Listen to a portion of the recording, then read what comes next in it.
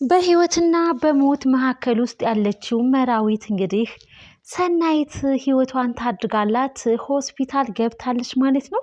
ሰላም ጤና ይስጥልኝ ውድና የተከበራችሁ የቻናሌ ቤተሰቦች እንደምን አላችሁ? ባላችሁበት ሰላማችሁ ይብዛ። ለዚህ ቻናል አዲስ ይሆናችሁ ሰብስክራይብ በማድረግ የደውል ምልክቱን በመጫን ቤተሰብ ይሁኑ ማለት ነው። ነባሮች ደግሞ ላይክ ሼር አይረሳ ማለት ነው። ዛሬ በክፍል 58 በጽናት መተናል ማለት ነው። በባለፈው እንግዲህ እንደሚታወቀው መራዊት እንግዲህ በሄኖክና በሀሴት ምክንያት እንግዲህ ታግታ ነበረ ማለት ነው።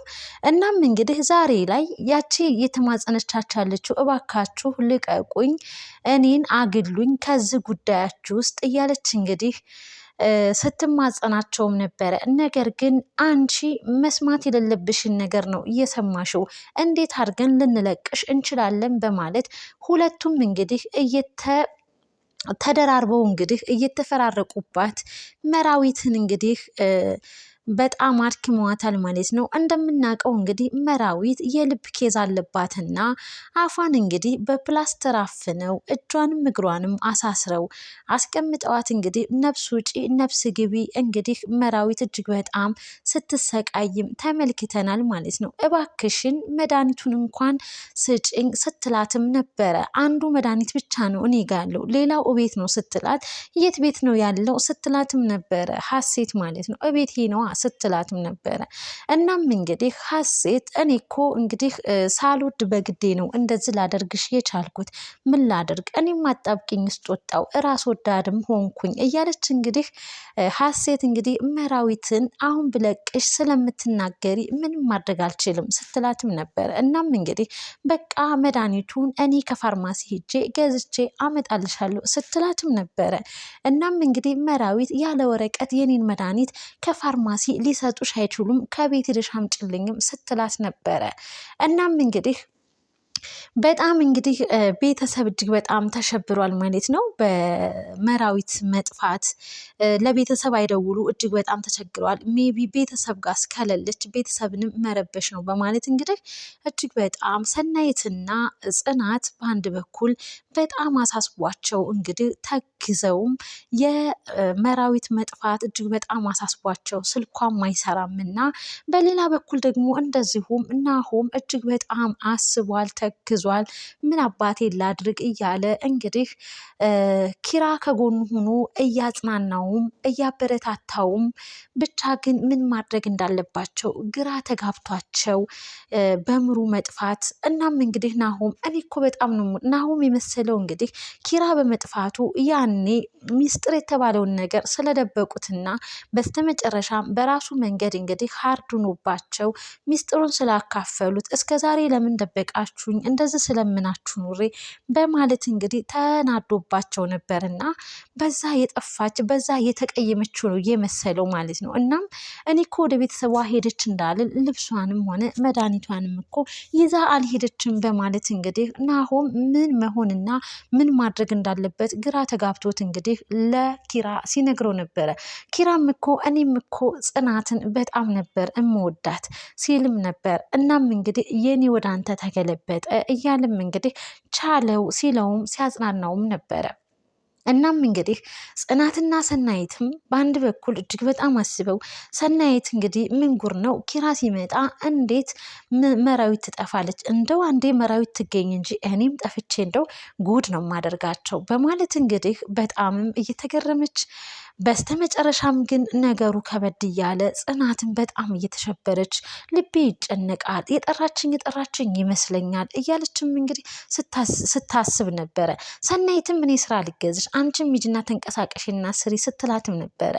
እናም ጽናትዬ ወደ ሀሴት ክላስ ስታመራ ክላሱ ተቆልፏል፣ መግባት አልቻለችም። እናም እንግዲህ ሌላኛው ክላስ ደግሞ ሄኖክና ኪራ የኪራ እናት መኝታ ቤት እንግዲህ ተኝተዋልና፣ ስለዚህ አሁን ላይ እዛ የምሰራው ስራ ምንም የለም፣ ሀሴት በሯን ቆልፋ ሂዳለች፣ ስለዚህ ወደ ኪችኛው ተመለስኩ በማለት እንግዲህ እዛው ኪችን ነበሩ ማለት ነው። እናም እንግዲህ በድጋሚም ተመልሳ ሄዳ ስታይ አሁንም ተቆልፏል ሀሴት ክላስ ማለት ነው። ነገሩ ግልጽ አልሆንላት ብሎ ብቻ ግን ክላሷ በቃ ሰው እንዲገባ ስላልፈለገች ነው በማለት ነበር ያሰቡት። እናም እንግዲህ ሀሴት ተነስታ ወደ መራዊት ቤት አመራች መድኃኒቱን ልታመጣ እቤትም ገባች። ከዛ በኋላ ቁጭ ብላ ሶፋ ላይ አይምሩ እኔ እንደው የራሴን ህይወት ለመታደግ ብዬ ያንቺን ህይወት እንደዚህ ማሰቃየቴ በማለትም እንግዲህ ሶፋ ላይ ቁጭ ብላም ስታስብ ነበር። አሁን ማንም ሰው ሳይመጣብኝ ለወስድ የመጣሁትን እቃ ይዤ ልውጣ ስትልም ነበረ። እናም እንግዲህ እሷ መድኃኒቱን እየፈለገች እያለ ናሆም መጥቶ ሳሎን ቁጭ ብሎ ነበረ። እሷም መድኃኒቷን ይዛ ወደ ውጭ ልትወጣ ስታመራ በድንገት ናሆምን ትመለከተዋለች። እጅግ በጣም ደነገጠች። ወይ አምላኬ ሆይ ዛሬ ልዋረድ ነው በቃ አንተ ውርዳኝ እያለች እንግዲህ ፈጣሪዋንም ስትማጸን ነበር። በዚህ መሀል እንግዲህ ኪራ ደውሎለት ስልክ ናሆም ከቤት እንዲወጣ ሆነ። ከዛ ኪራን በጣም አመሰግነች። ውለታ በዛብኝ አንተማ እያለች እጅጉን በጣም ስታመሰግነው ነበረ ሀሴት። ያንንም መድኃኒት እንግዲህ ይዛ መጣች ወደ ቤት ማለት ነው። ከመሄዷ በፊት ግን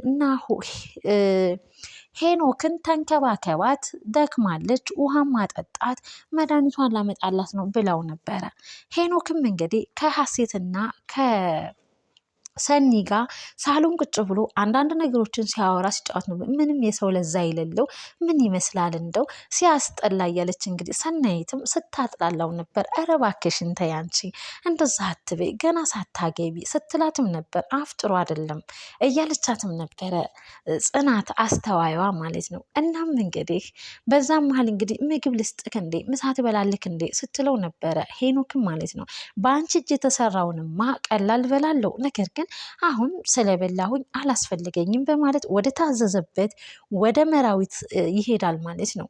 እናም እንግዲህ ከመራዊት ጋር ቁጭ ብሎ ያለ ውሃ መጠጣት ፈለገች እና ፕላስተሩን ፈቶ ውሃ ማጠጣት አንዳንድ ነገሮችን እንግዲህ ከሀሴት ጋር የነበረውን ግንኙነትም ነገራት አንድ በአንድ። እናም እንግዲህ በሀሴት ፍቅር ለአንድ ዓመት ያክል እንዴት እንደተሰቃየና እንደተንገበገበ እሱ እየወደዳት እያፈቀራት ከሌላ ሰው ጋር ግን እሷ ሪሌሽን ነበራት እና እጅግ በጣም እናደድም ነበር አለ። አንድ ቀን ግን ከእሷ ጋር በስካር መንፈስ እንግዲህ ተገናኘን አለ። እናም እንግዲህ በዛ መሀል ግን በጣም ስለምወዳት ያው ስስማትም ነበር አለ። ሌላ ሰው እንግዲህ ሲቀርጸን ነበር አለ። እናም እንግዲህ ያንን የተቀረጸውን ቪዲዮ በማየት እኔ ያደረግኩ ይመስሏት እንግዲህ ከኔ ጋር ተጣላች፣ ከትምህርት ቤትም አስባረረችኝ በማለት እንግዲህ እኔም ከትምህርት ቤት ተባረሬ ሻንጣዬን አንግቼ ወደ እናቴ ተመለስኩኝ፣ እናቴም ያነባችው እንባ እያለ እንግዲህ የሀሴትን በደል ለመራዊት ስነግራን ነበር። መራዊት እባካችሁ ልቀቁኝ፣ እኔን ተውኝ፣ እኔን ከዚህ ሁሉ ነገር አግሉኝ ስትልም ስትማጸናቸውም ነበር። ነገር ግን ሊሰማት አልቻሉም። አንቺ መስማት የሌለብሽን ነገር ነው የሰማሽው በማለት እንግዲህ እጅግ በጣም ተማራ ነበረ መራዊት ማለት ነው። በስተመጨረሻም እንግዲህ ሰናይት ስልክ ተደውሎላት ስልክ ማውራት ጀመረች። መራዊት የታገተችበት ክላስ ጎን ነበር የምታወራው። ከውስጥ እንግዲህ የሆነ ድምፅ ሰማሁኝ ትልና ስልኩን አውርታ ስጨርስ ጆሮዋን እንግዲህ እበሩ ላይ ታደርግና ታዳምጥ ነበር ከውስጥ የሚወጣውን ድምፅ። በዛ መሀል እንግዲህ ኪራ ይመጣና ሰኒ ምን ትሰሪያለሽ ሲላትም ነበር። እዚህ ክላስ ውስጥ ከውስጥ የሆነ ሰው አለ፣ የሆነ ነገር አለ፣ በሩን መክፈት እፈልጋለሁ ስትልም ነበር። ሀሴት በሩን ቆልፈዋለች፣ መክፈት አንችልም፣ እንድንገባ ስላልፈለገች ተቆልፏል እና የእሷን ክላስ ከፍተን ልንገባ አንችልም ሲል ነበረ። ኪራም በፍጹም እባክህን በቃ በምትወደው አምላክ በእናትህ እያለች ለመነችው። ኪራም በሩን ከፍቶ ሲገባ እንግዲህ በጣም እነሱ ያላሰቡትን ነገር መራዊት አፏ ታፍኖ እጅግሯ ታስሮ በጣም ደክማ ወርቃ ያገኟታል። ራሷን ስታ ማለት ነው። በጣም ደንግጠው እነሱም ወደ ሐኪም ቤት ይዘዋት ይሄዳሉ።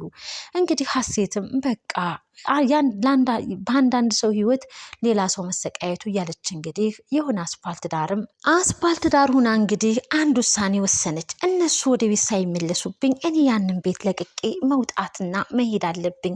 የነ ኪራን አይን እማይበት ምንም ነገር አይን የለኝም በማለት እንግዲህ ወሰነች። ወደ ቤት ሄደች። አልጋዋ ላይ ቁጭ ብላ እንግዲህ ለኪራ በወረቀት ደብዳቤ ነገር ጻፈችለት። ሄኖክ ማለት እንግዲህ የኔን ህይወቴን ያመሰቃቀለውና ያበላሸው በካምፓስ ትምህርት ቤት እየተማርኩኝ ሳለ የበደለኝና ህይወቴን ያመሰቃቀለው ሄኖክ ማለት ያንተ ጓደኛ ነው በማለት እንግዲህ ትነግረዋለች ማለት ነው እውነታውን ጽፋ።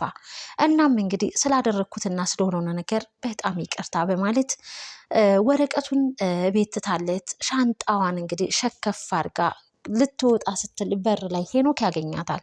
እናም እንግዲህ መራዊት ራሷን ስታ ሐኪም ቤት እንደገባች እንግዲህ አንተ ድፍረቱ ካለክ ሄደህ ከጎናቸው ቁም ስትለውም ነበረ። እኔ ግን መሄዴ ነው በማለት እንግዲህ እንዴት ነው ከነቃች እኮ እውነቱን እኮ ትነግራቸዋለች ሲል ነበር። የራስህ ጉዳይ አያገባኝም በማለት እንግዲህ ሀሴትም ከሄኖክ ጋር ትሰናበተዋለች። ነገር ግን እሱ ሊሰናበታት አልፈለገም ማለት ነው። እናም እንግዲህ የራስህ ጉዳይ ከዚህ በኋላ አያገባኝም ስትለውም ነበር። እንዴት ነው የማያገባሽ ብሎ አሁንም ሊያፈጥባት ሲል ከዚህ በኋላ እኔ ህይወት መሮኛል፣ ከዚህ በኋላ ጥይት ነው የማቀባብልብክ፣ አልፈራክም፣ እኔ የሻምበል ልጅ አይደለሁም ከዚህ በኋላ አንተ ለምትለው ነገር ከተደራደርኩኝ በማለት እንግዲህ ሄኖክን እንቅጩን ነግራው ትሰናበተዋለች። ሄኖክም እንግዲህ በቃ እኔም ከዚህ ቤት መልቀቅ አለብኝ በማለት እንግዲህ ድራማው ክፍል 58 እንግዲህ በዚህ ተጠናቋል። ውድና የተከበራችሁ የቻናል ቤተሰቦች ቻናሉን ሰብስክራይብ፣ ላይክ፣ ሼር ማድረጋችሁን አትርሱ። ባይ ባይ።